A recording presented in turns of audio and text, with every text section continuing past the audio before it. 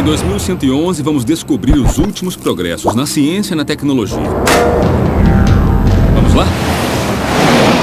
Veremos como a vida será dentro de um século. É realmente incrível. Será que a ciência poderá criar uma raça nova de super-humanos? Iremos de férias para o espaço? Nossa! E os robôs irão nos ajudar com as tarefas cotidianas? Ou algum dia terão o controle da Terra? Meu nome é Idze Dukiewicz e convido você para ver comigo a 2111.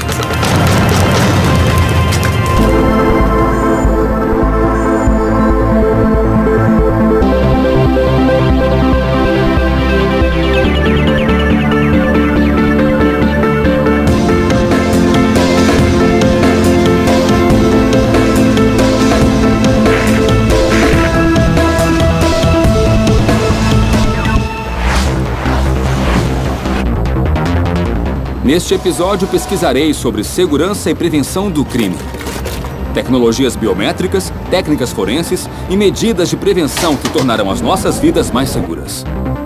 Nessa busca, contarei com futurólogos, especialistas que se dedicam a pensar e estudar como a ciência transformará as nossas vidas. Teremos tecnologias perigosas que vão estar ao nosso alcance, sobre as quais precisaremos tomar decisões morais para desenvolver uma prevenção melhor do crime. São tecnologias poderosas que também podem ser usadas por bioterroristas para reprogramar vírus e torná-los mais letais, contagiosos e criar uma super-arma.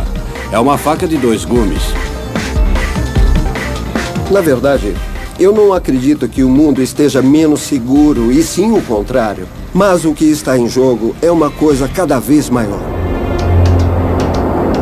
Hoje, a melhor proteção que a polícia pode ter é seu colete à prova de balas. Feito com um dos materiais mais resistentes que o homem conhece, chamado Kevlar. O Kevlar é uma fibra sintética 5 vezes mais forte que o aço, desenvolvida no fim dos anos 60. Ao sair da arma, a bala atinge cerca de 500 km por segundo. Quando um projétil se choca no colete de Kevlar, o material é feito para receber e dissipar a energia do impacto, assegurando que a bala não cause ferimento. Infelizmente, apenas isso não basta. Embora o colete aumente as chances de sobrevivência, a bala ainda pode causar enormes danos internos. Por sorte, um pesquisador em Utah está desenvolvendo um material mais eficiente e mais resistente, e que vem da natureza: a teia de aranha. Nesta viagem rumo ao futuro da ciência e da tecnologia, conhecerei 2 heróis bem peculiares que ajudarão em nossa proteção pessoal e na luta contra o crime. São eles, uma cabra e uma aranha.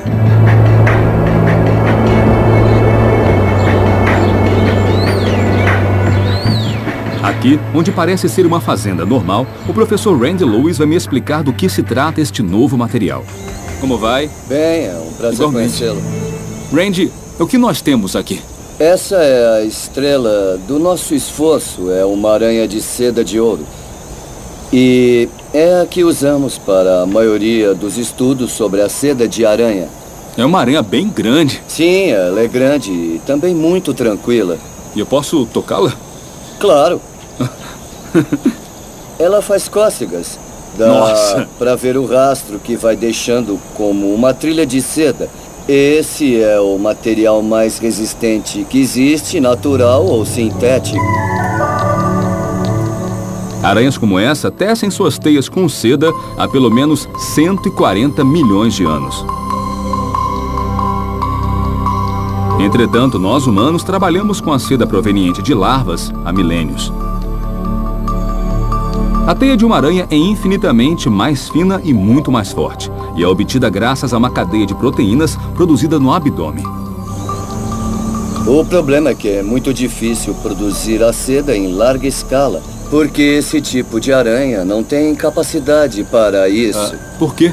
Elas são territoriais e canibais, e se colocar várias juntas, elas vão se matar até ficar um território para cada, em que elas se sintam à vontade. É preciso criá-las separadamente e isso não seria comercialmente viável.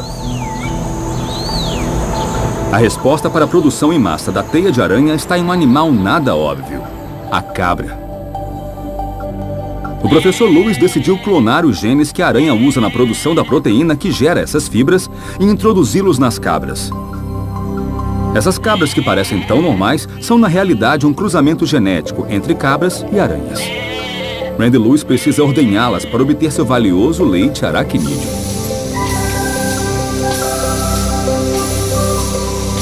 Esse é o leite que tiramos das cabras. Como pode ver, parece leite comum. Ele não tem nada de diferente, exceto a proteína extra de aranha que contém. Então, como é o processo de extrair a proteína e obter a teia? Nós levamos esse leite ao laboratório e processamos para purificar a proteína da seda da aranha. Então, a transformamos em fibra. Para ver como Randy Lewis e sua equipe extraem a proteína do leite, temos que deixar a vida tranquila da fazenda e ir até a cidade de Utah, onde a equipe de pesquisadores transforma o leite de cabra em teia de aranha.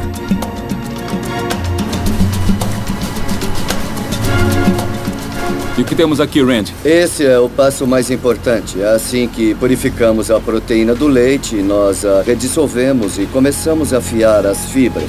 Essa máquina é muito simples. Introduzimos uma seringa com a velocidade de extração controlada. Então o material vai para um banho de álcool, que é muito importante para solidificar a fibra. Aí ela é esticada e se torna 10 vezes mais forte e 20 vezes mais flexível ao passar pela água.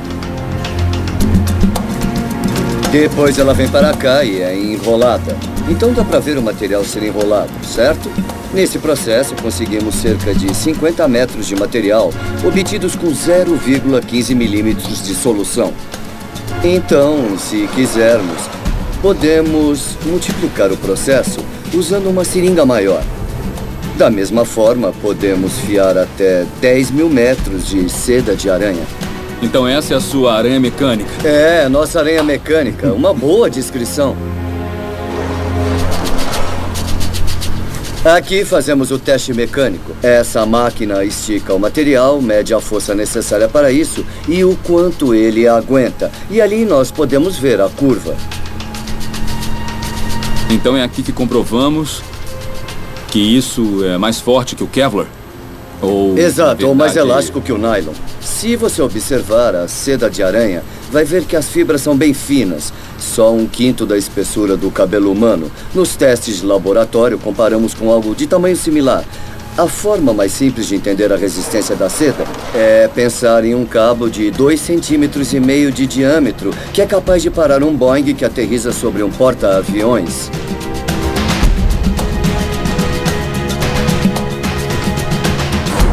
Aqui dá pra ver como é resistente, mas no mundo real, como é que nós podemos testar? Nós temos uma série de materiais nos quais podemos atirar com um rifle calibre 22. É mesmo? Podemos voltar à fazenda para fazer alguns testes, tá bem? Tá, então vamos lá. Certo. Legal.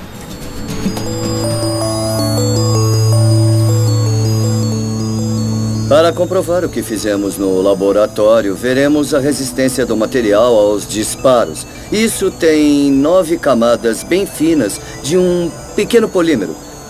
Vamos comparar a outro igual, só que desta vez com uma lâmina fina de seda de aranha entre uma camada e outra.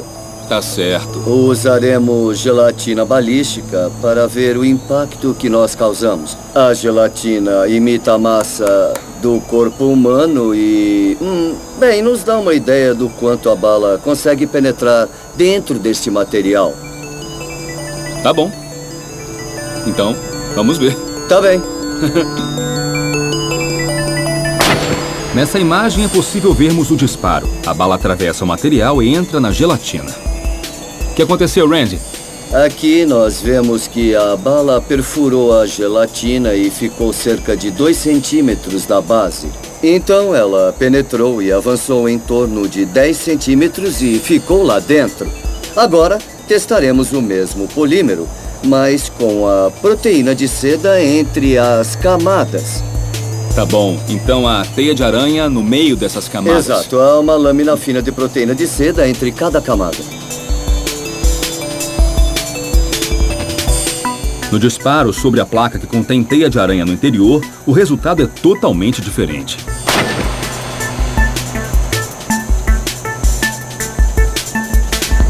Podemos ver que a bala ricocheteou sobre a lâmina de seda. Nossa! É incrível! Então, se a bala não está aqui e ela ricocheteou, deve estar caída no chão, né? Sim, ela deve estar por aqui. Nossa! Opa, olha lá. Achou? Olha aqui! Aqui está a bala! A resistência e a elasticidade da teia de aranha são enormes. A teia é mais forte que qualquer material conhecido pelo homem. Acho que na área de defesa será usada em estruturas de proteção e haverá inúmeras aplicações como essa. Quando a teia manufaturada de aranha for produzida em massa, poderá ser revertida em qualquer coisa. Em tudo isso, temos que agradecer a aranha e a cabra. Eu tenho certeza de que uma das coisas que mudará radicalmente em poucas décadas é a genômica sintética, que nos permite programar as células. Por exemplo, se você quiser iluminar sua cidade, por exemplo, você pode criar uma árvore, pegar alguns elementos de um vagalume, juntar e então programar esses elementos todos para obter árvores que brilham no escuro. Mas as cabras e as aranhas não são os únicos animais que prometem nos proteger no futuro.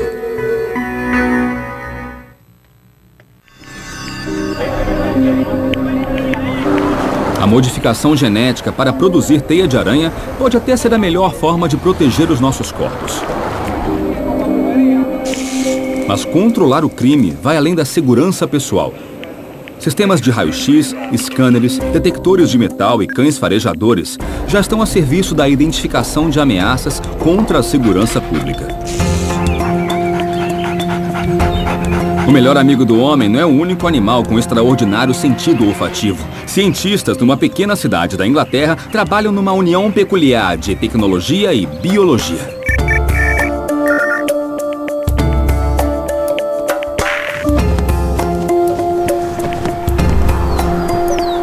Na Grã-Bretanha, a 1 hora de Londres, o grupo de pesquisas InSentinel está treinando abelhas na luta contra o crime. O projeto consiste em prepará-las para serem abelhas farejadoras. As abelhas se diferenciam na natureza pelo olfato e pela memória, o que as ajuda a encontrar e recordar onde acharão o néctar das flores. Os cientistas da InSentinel decidiram utilizar essas capacidades para criar um sistema eficiente de detecção olfativa para substâncias ilegais. Abelhas são extremamente sensíveis. Conseguem detectar até 78 partes por trilhão. São tão boas ou melhores que cachorros. 78 partes por trilhão é... Só para ter uma ideia, por exemplo, é como uma gota de água em 20 piscinas olímpicas. É muita coisa. Essas abelhas são criadas em colmeias como quaisquer outras, mas não preparadas para produzir mel.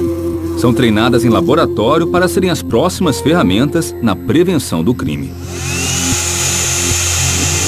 Treinar uma abelha, ao contrário do que parece, é simples, até mais do que um cachorro. Treinar um cachorro leva 6 meses. E, nesse tempo, nós podemos treinar 432 mil abelhas. Treinar uma abelha não leva mais que um dia. Tecnicamente, apenas 6 segundos. Elas são resfriadas e colocadas em estado latente para facilitar a manipulação.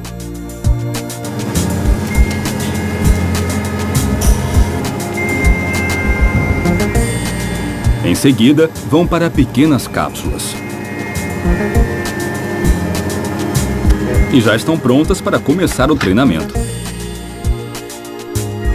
Então, elas cheiram a substância que devem reconhecer e são recompensadas com água adoçada.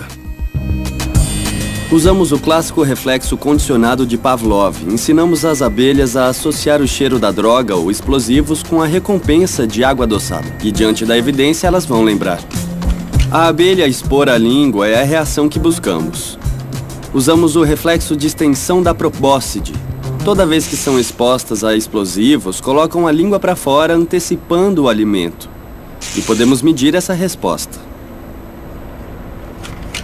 O que poderia ter sido apenas um experimento sobre o comportamento dos insetos se transformou num mecanismo de controle da segurança.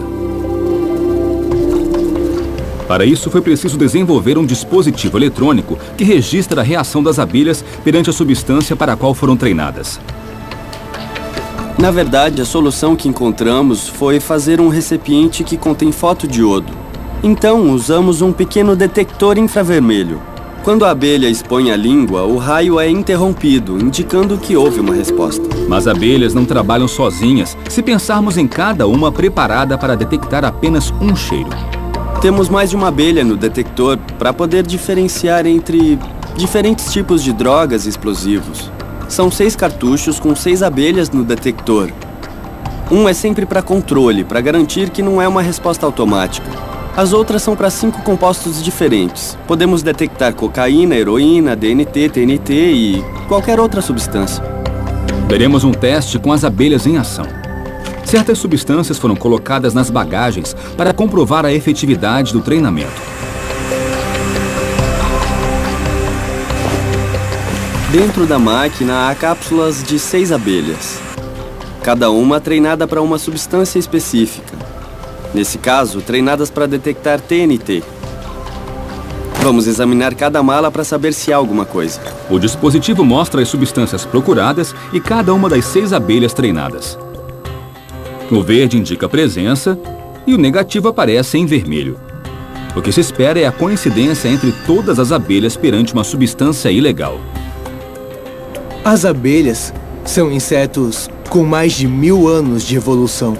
A natureza as transformou em um sensor superpoderoso. Com um sensor artificial, desenvolvido pela ciência, moldamos a abelha para uma tarefa específica. É muito complexo detectar compostos orgânicos voláteis. E animais são condicionados a detectar substâncias para sobreviver. Para a ciência alcançar essa complexidade, seria bem trabalhoso e levaria muito tempo, talvez décadas ou talvez séculos. Até agora, é impossível desenvolver uma máquina na mesma escala de complexidade e sensibilidade que um organismo biológico. Mas com certeza as forças de segurança irão se unir a estas pequenas companheiras, as abelhas. A nanotecnologia ultrapassa os limites da biologia, que poderá ser reprogramada. Esse é o nosso futuro.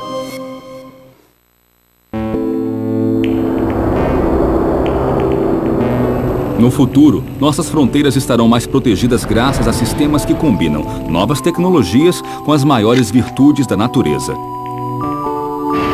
Mas há um mundo que compartilhamos e que não possui fronteiras. No estado de São Paulo, a IBM tem um de seus centros globais que trabalha com segurança em todos os níveis. 1/3 da população mundial está conectada à internet. E no futuro, a internet será fundamental em nossa vida, além do principal canal de comunicação. Ao conectar sistemas, pessoas e objetos, se obtém grandes benefícios, mas também surgem riscos. Todos os principais exércitos do mundo estão preocupados com essa, nós poderíamos chamar, guerra cibernética e começando a tomar medidas preventivas. A IBM já dá uma atenção especial à garantia de segurança em nuvem. A computação em nuvem já é bastante usada e muitas vezes as pessoas nem sabem que estão usando. É a utilização de tecnologias, nós chamamos em ambiente também virtualizado, ou seja, onde eu não preciso ver o equipamento físico. As empresas usam computação em nuvem basicamente para reduzir custos e também para criar coisas inovadoras. Nós vemos que o ambiente de nuvem é muito mais seguro. Ele dispõe de centenas de especialistas em segurança que controlam e monitoram o ambiente. Enquanto aquela pequena empresa no seu data center, escondido num canto, não tem segurança, não tem troca de senhas e muitas vezes nem aplica as correções que o fornecedor do software propõe para ele. O engenheiro Marco Laurea explica como funciona uma das últimas novidades. Um sistema que detecta uma ação criminosa antes que aconteça, o que até então era impossível. Alguns crimes eles acontecem mais em determinados horários ou acontecem mais quando está calor do que quando está chovendo, ou correlacioná-los com eventos, por exemplo, a saída de um jogo de futebol. Você cruza essas possibilidades e isso permite à polícia alocar recursos de acordo com essa maior incidência. Levaria centenas de anos para você poder cruzar todas essas variáveis em centenas de milhares de registros de movimentação bancária, de ligações telefônicas. Então, a tecnologia ela é fundamental para auxiliar o investigador para poder fazer essas análises. Nós estamos vendo aqui a Carla, ela está fazendo um empréstimo bancário, um pedido de empréstimo bancário que vai ser aprovado pela Josefa. E um analista de fraude detetou uma possível fraude, recebeu um alerta do software de uma possível fraude e descobriu uma relação de uma terceira pessoa, Jonas, que tem o mesmo endereço da Carla e o mesmo telefone da Josefa. O analista, avaliando essas informações, descobre também que o Jonas é dono de uma empresa que está em processo de falência. A IBM identificou a importância de integração de suas tecnologias com sistemas de monitoramento. Esse é um dos casos em que a tecnologia substitui o ser humano com eficiência. Sabe-se que um operador, olhando 2 monitores por 22 minutos, perde-se 95% de concentração. Com a vigilância inteligente, nós temos garantia de que ele possa ser mais eficiente. Onde eu tenho alertas e consigo ter uma resposta mais rápida. A técnica de identificação é a biometria facial, o reconhecimento de rostos cruzado com uma base de dados. O mais interessante desse sistema é que ele monitora as pessoas sem que elas solicitem nada, nem se deem conta. E como a locomoção no cotidiano se dá a pé ou por meio de transporte, o sistema de vigilância vai além e engloba um programa de leitura de placas de automóveis. A leitura de placas de automóveis, através de uma imagem, ela faz o reconhecimento óptico de caracteres, OCR, para poder transformar letras e números em um arquivo texto. Ela é composta de 3 componentes. Uma câmera posicionada numa altura que eu consigo ler as placas dos automóveis, um software que consegue transformar a imagem em um arquivo texto e um banco de dados onde tem uma lista negra ou as últimas leituras que eu fiz dentro dos automóveis. A Química Amparo, localizada na cidade de mesmo nome, recorreu à IBM para implantar um sistema completo de segurança. A vigilância inteligente mudou vários aspectos da Química Amparo. Inicialmente mudou o comportamento dos operadores de câmeras da empresa, pois em caso de necessidade de uma auditoria posterior, é muito mais confiável, permitindo identificação de faces, placas, objetos que possam ser oportunamente pesquisados a fim de uma solução compatível com a necessidade da empresa. Sua identificação, por favor. Obrigada. Então, nesse momento, eu já estou cadastrado e vou tentar burlar o sistema, entrando com outro número de documento.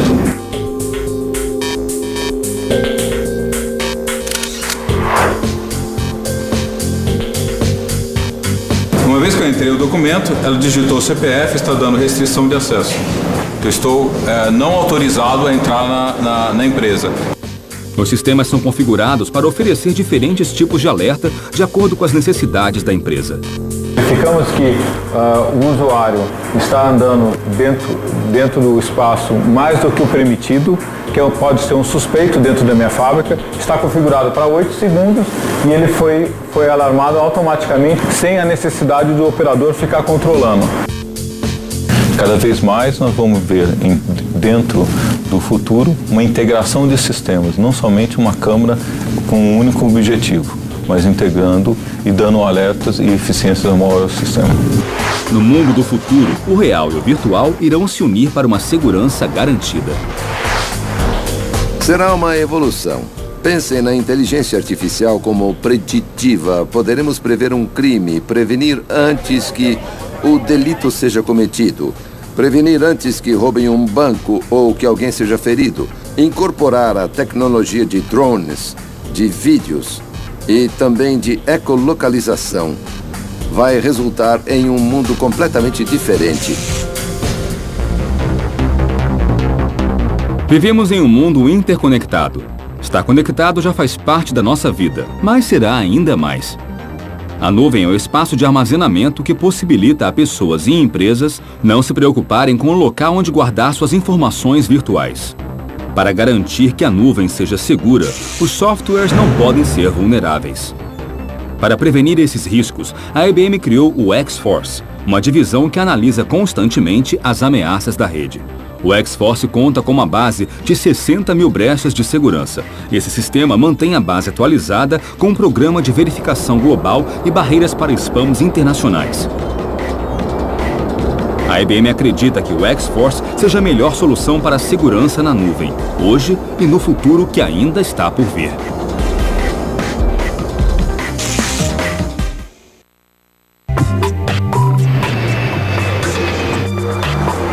Minha viagem para investigar as tecnologias que deixarão nossas vidas mais seguras no futuro continua nos Estados Unidos. Aqui em Boston, um cientista tem um método que pode fazer com que as mentiras sejam coisa do passado.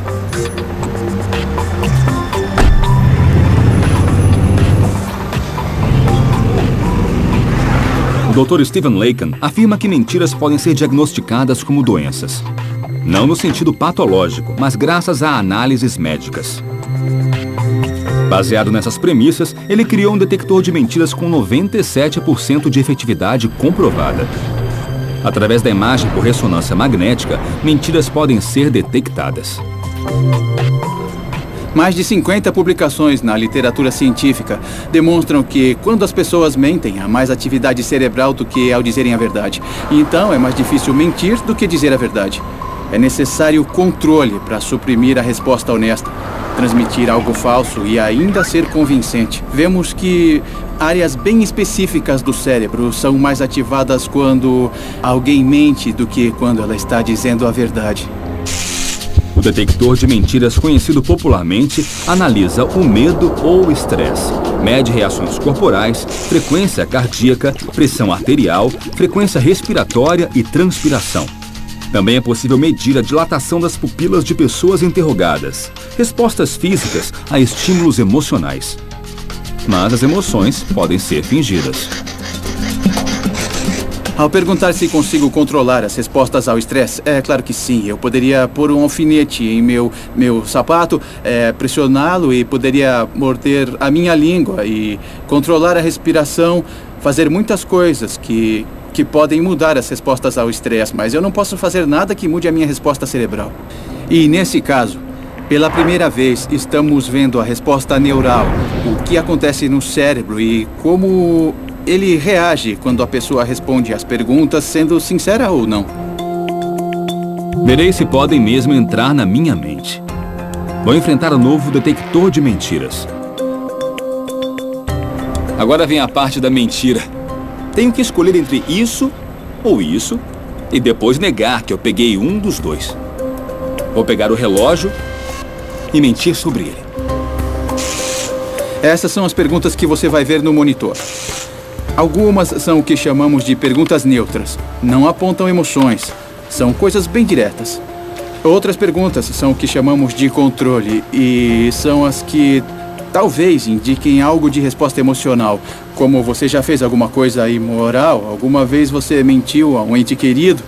São coisas que a maioria de nós já fez, mas não temos orgulho de admitir, sabe? Pode ver as perguntas sobre o anel e o relógio. Você pegou a aliança, a sua resposta vai ser... Não. Não. E pegou o relógio, a sua resposta vai ser... Não. As perguntas são simples, respondidas com um sim ou não.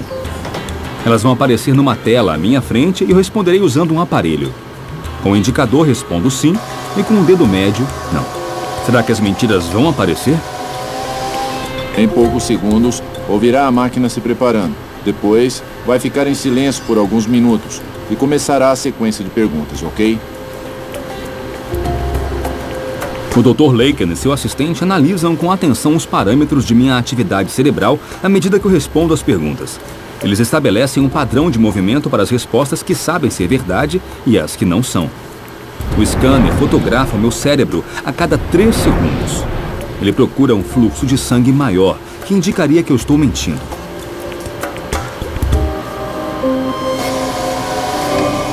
O teste acaba. Chegou o momento da verdade, mas agora para o novo detector de mentiras. Essas são todas as perguntas que fizeram sobre o anel, sobre o relógio, as neutras, as de controle, e essa grande lista aqui mostra o resto das perguntas, certo? Aqui vemos a resposta cerebral, as perguntas sobre o anel comparadas do relógio. E as áreas em laranja e vermelho mais ou menos ativas em certas partes. Lembra que quando as pessoas mentem, a atividade cerebral aumenta? Isso mostra que houve bem mais atividade nas perguntas do relógio do que nas do anel. E ao escanear isso, ao observar a parte superior e inferior, pode ver que há mais atividade relacionada ao relógio do que a do anel. E quando olhamos para isso, podemos dizer que sabe do relógio e que está mentindo sobre ele. Então, diria que eu peguei o relógio. Diria que pegou o relógio. Eu sou um péssimo mentiroso. Tá aqui o relógio.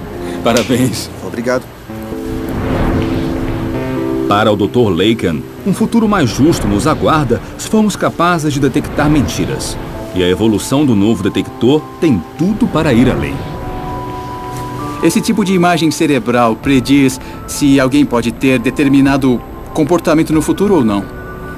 E também assusta pensar que uma pessoa pode ser escaneada. E com isso mostrar que é propensa a realizar uma ação no futuro. Esse tipo de tecnologia é possível. No futuro poderemos investigar o cérebro de alguém, ver as conexões e os padrões de informação armazenados no córtex cerebral, ver as ideias que tem, as lembranças, toda a personalidade.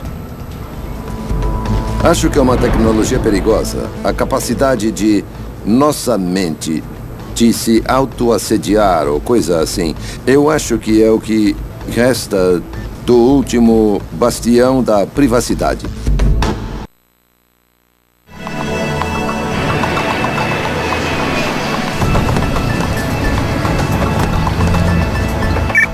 A próxima pista me leva para São Paulo, a maior cidade da América do Sul. Desde 2011, as forças de segurança incorporam uma nova ferramenta contra o crime. Um dos maiores problemas para a polícia hoje em dia são lugares como esse, estádios lotados com milhares de fanáticos. O Brasil é um país que se prepara para 2 grandes eventos esportivos e a chegada de muita gente. Por isso, profissionais da segurança e cientistas locais desenvolvem dispositivos com tecnologia não letal. Aqui no Brasil estamos nos preparando para receber pessoas do mundo todo para a Copa do Mundo de Futebol e também para as Olimpíadas. São pessoas que vêm participar de uma festa. A ideia é deter assaltantes sem machucar ninguém e que a polícia atue sem disparar um tiro. A tecnologia se encarrega de oferecer ferramentas e armas para nos defendermos e sem causar nenhum dano. A evolução das armas não letais, eu acho que isso é inevitável. Toda a tecnologia que alcançamos com materiais novos, a nanociência e a neurociência, não deve ser invasiva, mas servir de controle. Nós estamos nos preparando nessa área de tecnologia não letal, desenvolvendo produtos para atender as pessoas do mundo todo, ou seja, um produto multicultural, que possa ser utilizado em qualquer tipo de ambiente, sem causar danos para essas pessoas, né? E esse produto, ou produtos dessa natureza, que são novos, para conter apenas o agressor e deixar com que o restante do público participe da festa, do evento, é muito importante. No Brasil, as armas não letais são desde o cachorro, que é utilizado pela polícia, armas de choque, spray de pimenta, bala de borracha, espargidores de gás lacrimogêneo também. São armas mais comuns utilizadas no Brasil. A grande desvantagem de um spray lacrimogêneo, um gás de pimenta, é que todas as pessoas que estão envolvidas, estão próximas, são atingidas. Há problema respiratório, problema de asfixia postural, onde a pessoa chega a ter desmaios.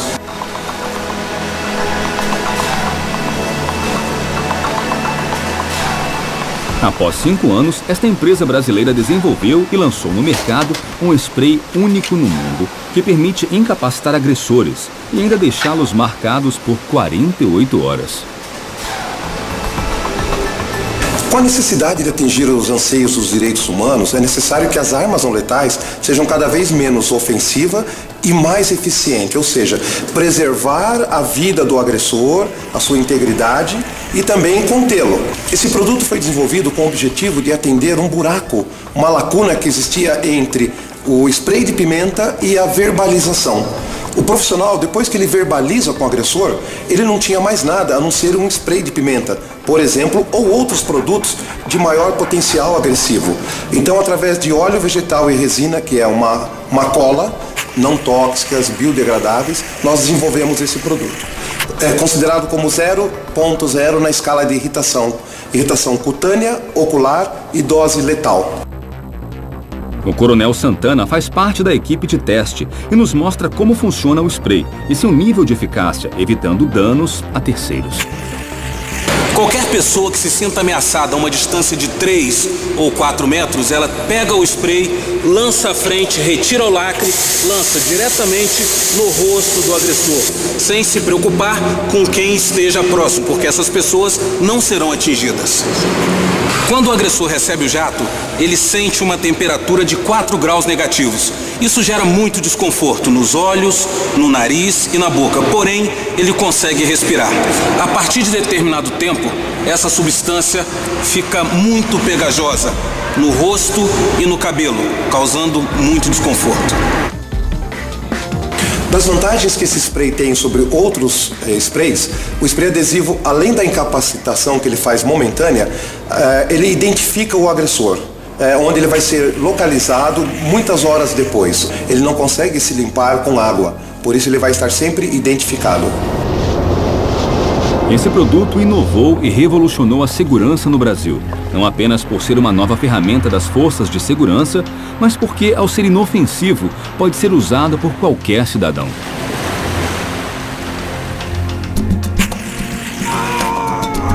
No Brasil, as armas não letais são utilizadas por profissionais de segurança pública ou privada, as polícias. No Brasil, uma pessoa comum não pode adquirir armas não letais. Esse produto foi desenvolvido para qualquer tipo de pessoa. Seja um idoso, seja um policial, uma pessoa comum pode usar esse produto. Ele vai conseguir o efeito de imobilizar essas pessoas temporariamente e poderá sair do local. Acho inevitável o uso cada vez maior de armas não letais, principalmente em um mundo com 2 milhões de pessoas a mais. No futuro, as armas não letais terão cada vez mais a qualidade de minimizar os problemas físicos do agressor, cumprir a lei e atender os direitos humanos. Esse é o nosso objetivo. Coisas simples, como os sons agudos ou aqueles cheiros repugnantes, acabarão sendo usados na guerra, no lugar de balas. Sei que parece ficção científica, mas acredito em um futuro assim, e a importância disso seria poder acabar com uma guerra em um instante.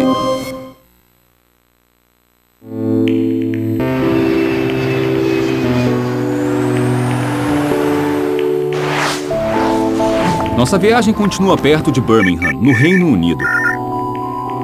A Red Web Technologies se tornou a mais inovadora empresa provedora de sistemas de segurança do país. E é chamada de marca forense. Mick Kitt já fez parte de diversas forças de segurança. E hoje é chefe de projeto dessa empresa que desenvolveu uma ferramenta de última geração para solucionar o maior problema com o qual se deparam os sistemas judiciais e as forças de segurança no mundo todo. O mais difícil para prender um criminoso é associá-lo à cena do crime ou incidente. É o mais difícil porque o delinquente sempre nega a participação no delito. O maior desafio para a polícia é levar o criminoso ao sistema judiciário e conseguir provar irrefutavelmente o caso contra ele. Esta empresa lançou no mercado um sistema que utiliza tecnologia molecular para marcar e procurar criminosos e evidências. A tecnologia de marcação de transgressores está no produto Century 500, um aerosol colocado escondido no teto falso do lugar, como uma loja ou banco. A unidade não é visível ou parece um bocal pequeno para quem olha para cima. Os delinquentes não sabem o que é. Se invadirem um lugar ou qualquer instalação, ficarão marcados com uma substância liberada por um botão de pânico, por um chaveiro que os funcionários podem ter para ativar o sistema. Além do produto ser invisível ao criminoso, cada dispositivo esguicha um código molecular único que só pode ser associado ao lugar onde o delito foi cometido. Assim, se cria uma evidência irrefutável de que o delinquente esteve ali. A evidência é muito contundente. Não há como o criminoso corromper a prova, já que ela é biológica, ela é orgânica. E não é possível reproduzir ou modificá-la de forma nenhuma. A substância que utilizamos não desaparece com o tempo. Por ser orgânica, dura indefinidamente. Teoricamente, milhões de anos, se não for achada. No caso de um delito, a evidência é recuperada, analisada e tem o código encontrado, que é comparado com o código provido pelo laboratório. Até um ponto no tempo, a data registrada, a localização e o proprietário. É totalmente autenticado. A polícia pode afirmar que alguém esteve na cena do crime, porque terá uma marca química na roupa, na pele ou no que tiver tocado. Vinculamos o criminoso com a cena do crime. Essa é a essência da tecnologia de detecção forense. Há trilhões de códigos únicos, o que torna essa tecnologia de detecção extremamente efetiva, superando as impressões digitais e ainda individualizando o DNA humano. Se a polícia tem uma ferramenta que permite associar imediatamente o delinquente à cena do crime, quimicamente e de modo forense, nós ajudamos a todos aqueles que estão do lado certo da lei. O produto foi testado no tribunal em ocasiões em que os criminosos negaram e depois foram condenados. Na condenação, ao confrontar o delinquente com o fato de que está marcado com o produto, ele normalmente confessa o delito imediatamente, evitando assim que vá a julgamento e seja declarado inocente. Creio que é sempre necessário estar a par das últimas tecnologias. Os criminosos vão achar um meio de resistência em todo momento, e isso é inegável. E quanto mais disponíveis essas tecnologias estiverem, mais irão combatê-las. Por isso, acredito que sempre temos que avançar junto com a tecnologia. Há outro tipo de tecnologia que oferece o que chamamos de ecolocalização, que é quando uma arma de fogo é disparada e podemos localizar, em tempo real, em qual parte da cidade ela foi disparada. E podemos combinar isso com tecnologia de imagem, para encontrar a pessoa que disparou a arma. A repercussão dessa ferramenta pode ser enorme, sem mencionar o uso de drones teleguiados. A telerobótica pode fazer veículos voarem, aviões deste tamanho com câmeras que permitem captar imagens em tempo real. Podemos ter 10 teleguiados sobrevoando a cidade. De fato, há quem acredite que já estão sendo usados. Em minha viagem ao futuro, eu vi o início do mapeamento cerebral que pode diferenciar a verdade da mentira. Fibras novas extraordinárias que podem deter o disparo de uma bala. E uma gama enorme de tecnologias que nos ajudarão a resolver crimes e a deter criminosos. Com certeza irão existir no futuro. Mas com essas tecnologias, o mundo será um lugar mais seguro no próximo século. Assim será o futuro. Assim será 2111. Versão brasileira, Tempo Filmes, São Paulo.